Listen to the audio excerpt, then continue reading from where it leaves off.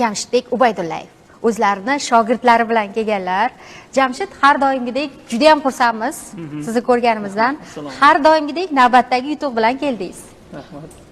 Avvalambor assalomu alaykum, taklif uchun rahmat. Biz shu xalqaro konkurs Baku shahriga birinchi marta emas borishimiz. Madaniyat vazirligimiz asosidagi konkurs bu. Ko'p xalqaro konkurslarga borganmiz. Bu safargi konkursimiz juda boshqacha o'tdi. Unda ko'p davlatlardan keldi. Unda o'zimizni qo'shiqlarimizda va o'zlarining tilidagi qo'shiqlarda qo'shiqlar ijro etdik va o'zimizni qo'shiqlarni repertuardan ham, ularning qo'shiqlaridan ham ijro etdik. Ular o'zlarining qo'shiqni ijro etganimizda ular hayron bo'lishdi.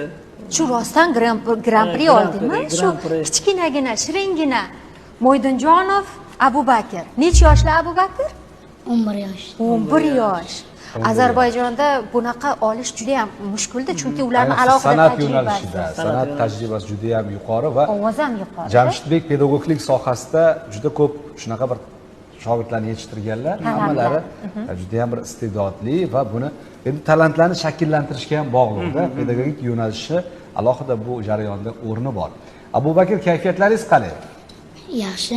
Ozarbayjonga bordingiz, Baku shahrida tanlovda ishtirok etdingiz. Hayajonlar qanday bo'ldi? Keling biz bilan o'rtoqlashing. Nimalarni ko'rdingiz? Va nimalarni? Yo'q, avvalingiz, mana masalan, men 11 yoshimda Toshkentga borganman, xolos. Sizga o'xshab dunyo kezmaganmiz. Ozarbayjonni hozirgacha ko'rmaganman.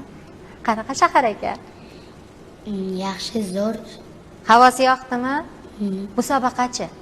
Musobaqa ham yoqdi. O'rtoqlar orttirdingizmi, do'stlar orttirdingizmi? Ha. Yana borasizmi? Ha. Taomlari-chi, taomlari ham yoqdimi? Taomlari yoqdi. Yaxshi. Baribir o'zimiz oshimizga yetmaydi.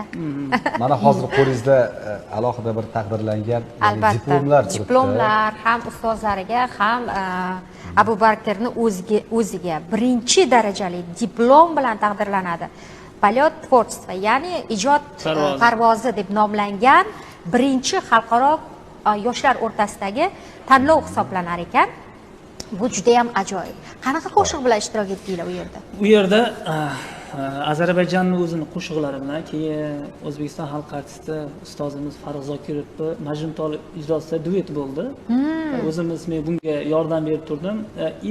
Buni o'zini Ozarbayjon qo'shig'ini tildagi qo'shiqni ijro qilgandan so'ng Muhim festival konkursi bor ekan, o'zini konserti bor ekan. Ularda taklif qilishdi. O'sha yerga. O'sha yerda Muhim markaziga bordik, o'zlari kutib oldi, duet bo'ldi yerda. Duetimizni faqat bizga dedi, u o'zi aytgan konkursdan keyin, qo'shiqdan keyin o'zbekcha qo'shiqlarimiz duetini eshitishdi, juda xursand bo'ldi. Muxlislar ham orttirishdi buni o'zi. Ofarin, ofarin. Endi hozir teletomoshabinlarimiz, radio tinglovchilarimiz shu jonli ijro bo'lar ekan deb juda kuchli kutishyapti-da, va rejissyorimiz ham ishora qilyaptilar. Qachon eshitamiz? Jonli ijroda bir eshitaylik deyishyapti. Eshitamizmi? Bitta ozarbayjoncha jonli ijroda eshitaylik. Ana undan keyin sizni maxsus tayyorlab kelgan qo'shig'ingiz bor-a, duet. Ana undan keyin uni eshitamiz. Marhamat, qaysi qo'shiq ijro qilib berasiz? Ozarbayjoncha. Reyhan degan. Reyhan. Aha. Dağlar kızı reyhan, reyhan, reyhan. Parlaktır ulduzun reyhan, reyhan. Alam sana hayran, hayran, hayran. Alam sana hayran, hayran, hayran. Ne geçeceksen, ay gez gül çiçeksen, ay gez bir danasen, ay gez bir danasen, ay gez. Zo'r, men tushundim. Rayhon ismli qizlarga maza. Bitta ham Adiba degan qo'shiq yo'q, lekin Rayhon ismli qizlarga hamma tilda bor. Abubakirga iltimos qilsangiz, kelajakda balki o'zini muallifligida Adiba nomli bir qo'shiq aytadi. Adiba, Adiba deb. Qiziq chiqargan lekin. O'zlari bir she'r yozishga harakat qilib ko'radi Adibaxon, mabodo iltimos qilsalar bir yo'lga ham solib beradilar. Albatta. Ijro qilib bersangiz bo'ldi Abubakir. O'tgan safar Guldastadan kelgan she'r bor-ku. She'r musiqaga asosan. Eng asosiysi xursandchilik, rahmat deymiz. Hozir ustozlari bilan, demak, maxsus duet tayyorlashgan. Ana shu duetni tinglaymizmi? Marhamat, eshitamiz. Maza qilib eshitamiz. Demak, rejissyorimizdan iltimos qilgan bo'lardik bizga yordam berishlarini.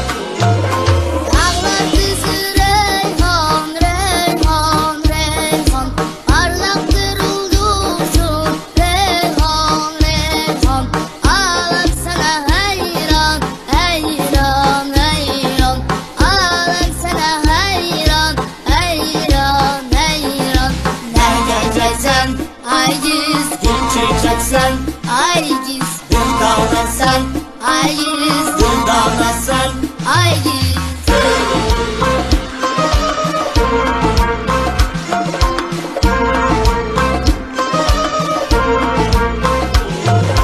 Güzeller güzeli Reyhan Reyhan, sevdamen nezeli Reyhan Reyhan, alam sana hayran hayran hayran, alam sana hayran hayran hayran. Nereceksen aygiz, gül çiçeksen aygiz, durdonasan, aygiz durdonasan, aygiz.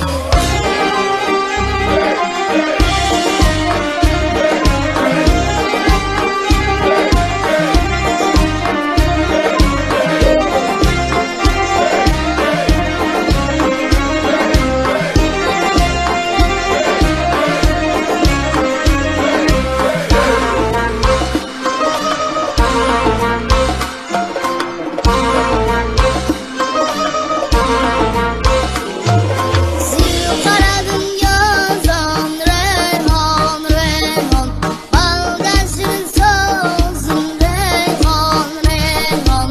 Alam sana hayran hayran hayran, alam sana hayran hayran hayran. Nereceksen aygiz, gül çiçeksen aygiz, durdonasan, aygiz durdonasan, aygiz. Nereceksen aygiz, gül çiçeksen aygiz, durdonasan, aygiz durdonasan, aygiz.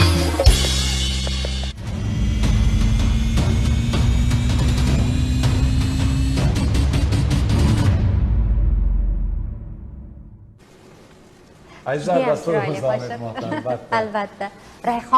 Rayhon degan qo'shiqlar har doim chiroyli chiqadi. Bu demak Ozarbayjon tilida kuylangan, a? O'zim tilida.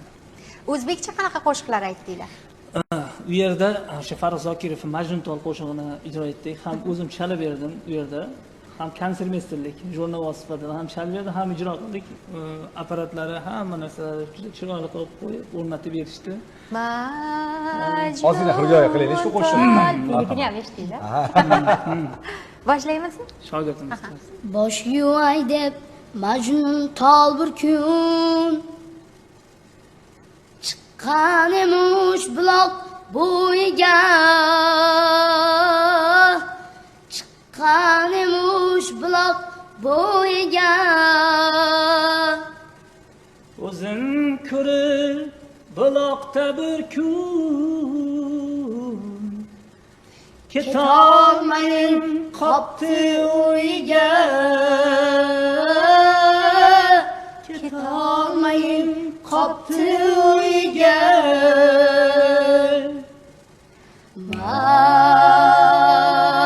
Majnun tol, Majnun tol, Majnun tol, Majnun tol. Ofarin. Tasanno. Zo'r qo'shiqda. albatta. Haqiqiy Majnun tolga o'xshab o'sha sochlarini yoyib dam oladi-ku.